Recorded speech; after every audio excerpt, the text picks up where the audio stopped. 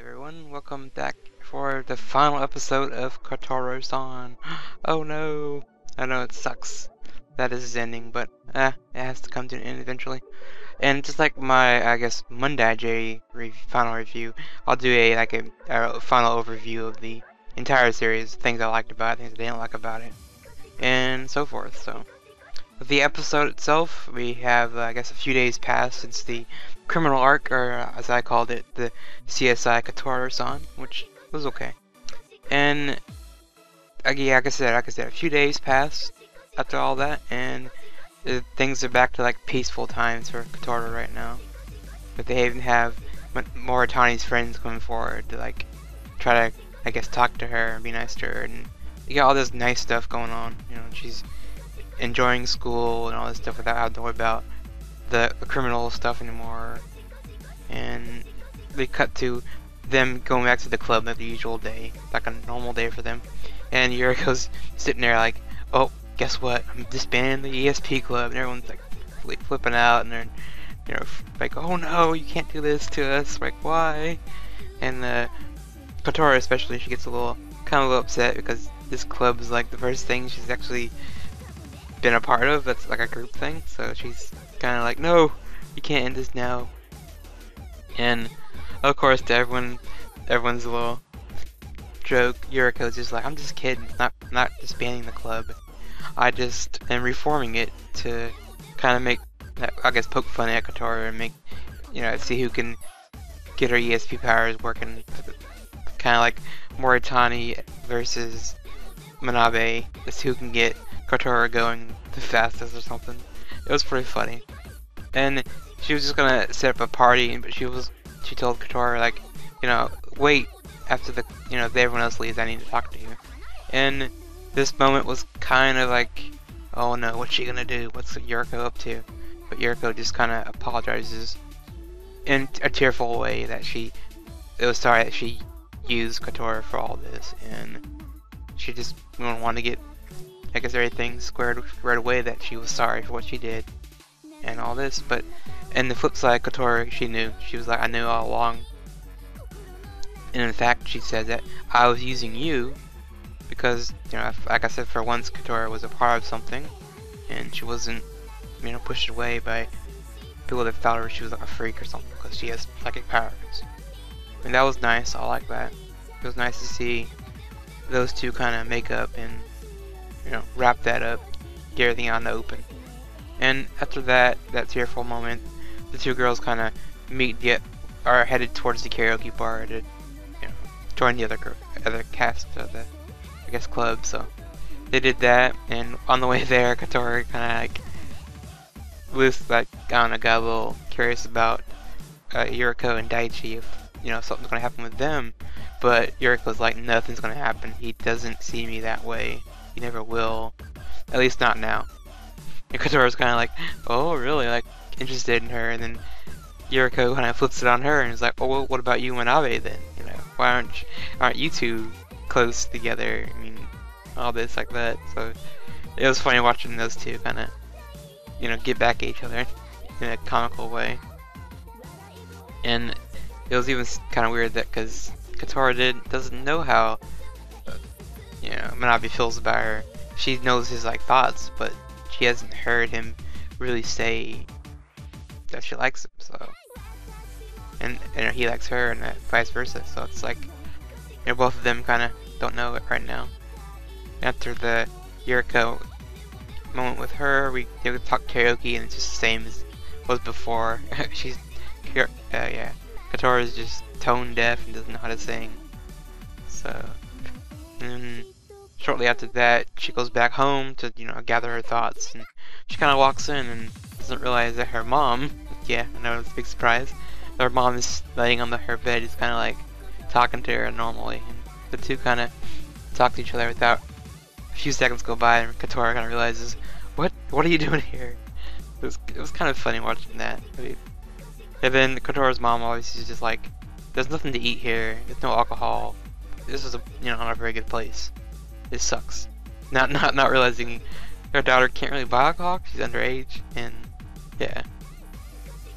But the two of them go shopping, and yeah, Kotura makes dinner for her and gives her some drink, and they kind of sit there for a bit.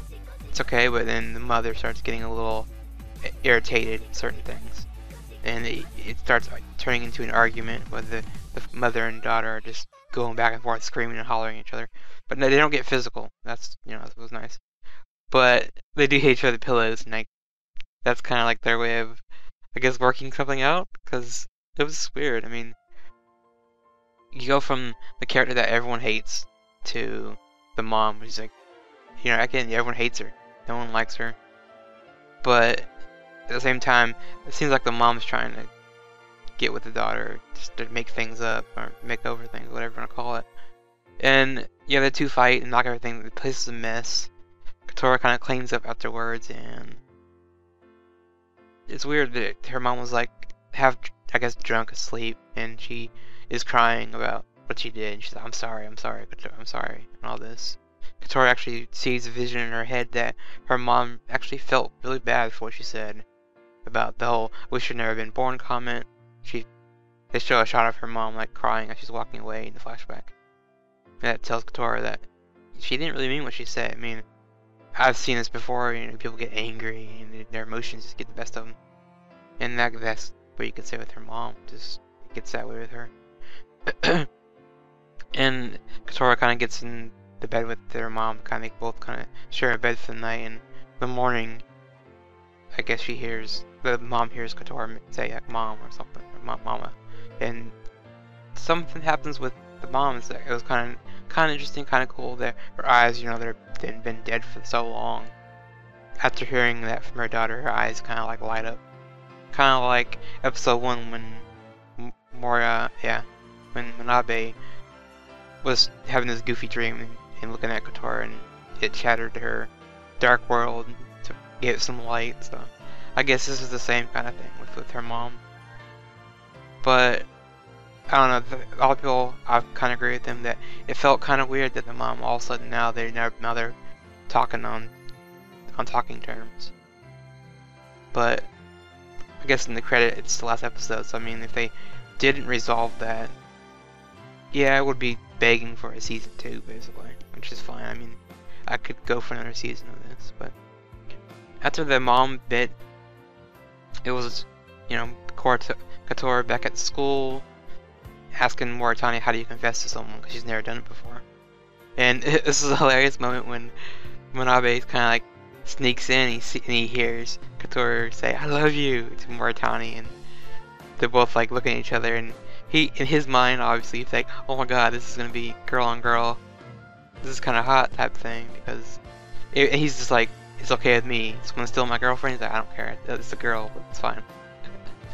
If you'd think you'd facepalm because it's Moritani after all. I mean, I don't think he wants that to happen, but whatever. And after that, we get, I guess it's a few days later. I guess I don't really know. It's Christmas. They're outside in a Christmas tree. It's snowing, I think, and it's just Kotura kind of. She's the one that actually pushes for a confession.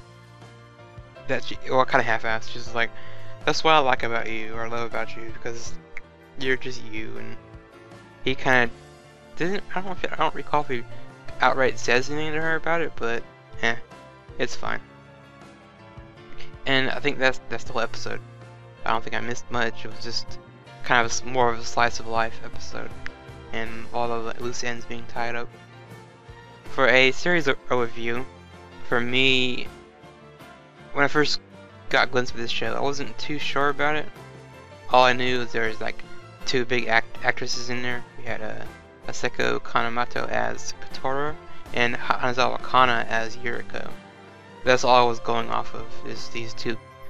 Kind of, well, I know Hanazawa is more popular than the other actress, but yeah, that's what originally got me in this series. And I saw it was gonna be comedy, romance, and I was like, okay, this is gonna be good.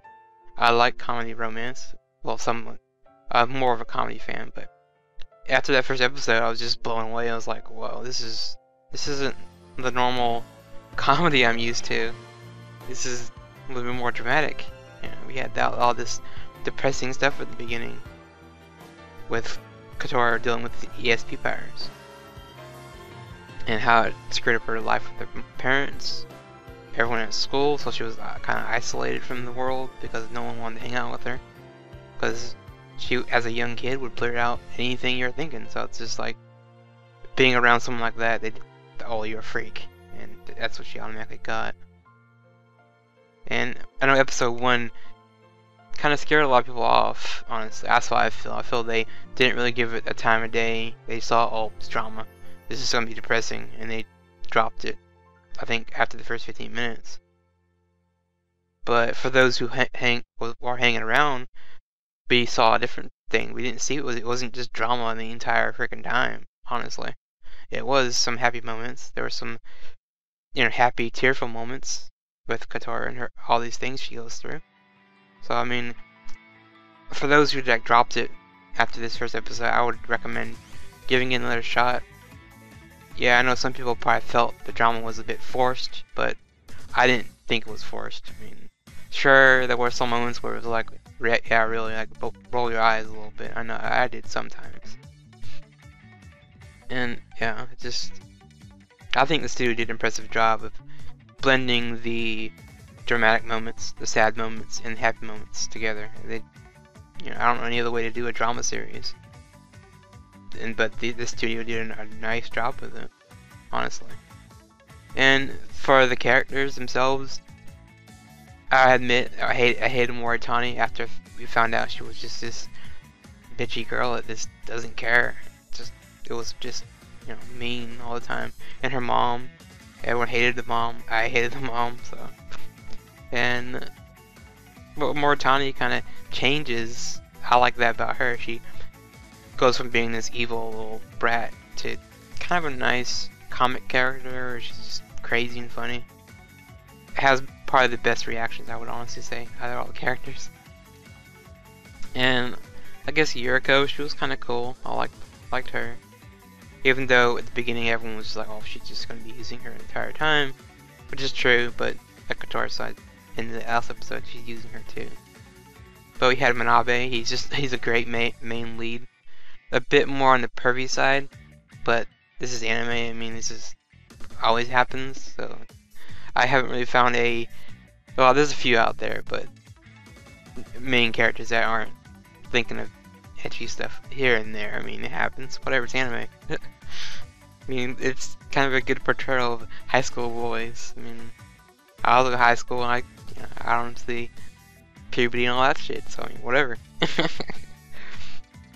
And the last character, Kotura herself, again voiced by Hasako Kanemoto, is just, for me, was a treat because I liked her originally back when she voiced Akamusume in Squid Girl.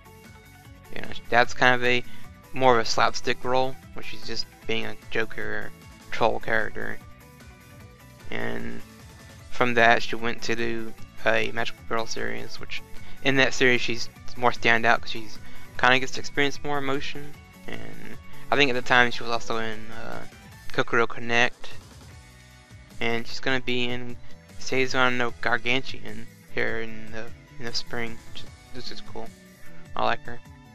So if you don't really like her that much, that's cool. I mean, I know there's other actresses that are way better than her, like Hanazo Akana as Yuriko. I mean, come on, it's awesome. And for other random notes here. I think it was a realistic view on ESP powers. Yeah, ESP powers, like, oh, with this X-Men, all this stuff like that, but they did some real weird things where you wouldn't really think a psychic would have trouble, like they had the whole episode when they're on a date, but not a date, technically. And she said that she doesn't go to the movies because when she walks past the movie theater as people are walking out, they are thinking about the movie that they just watched. So it's like, that's spoilers right there. that would just suck, and never to be able to see a movie again because you know the ending because people are thinking about it when they're coming out.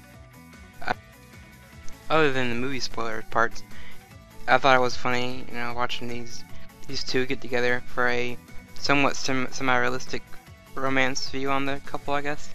I don't know, it's fun watching these two, Manabe and Kotura, just get together and how they like develop this relationship. Even though I know some people will probably be like, well, technically they didn't have the relationship. They kind of just confessed at the very end of the series, like the last 2 seconds of the episode. Right? Oh, I like you, and you didn't really get to see them go on a date, even though they kind of sort of did early in the series. So yeah, I guess the romance in some realistic way was real, because there's hardships and all this trials and stuff to get through to, you know, get this closer to someone, especially if they're scared of getting close to anyone because of past experiences.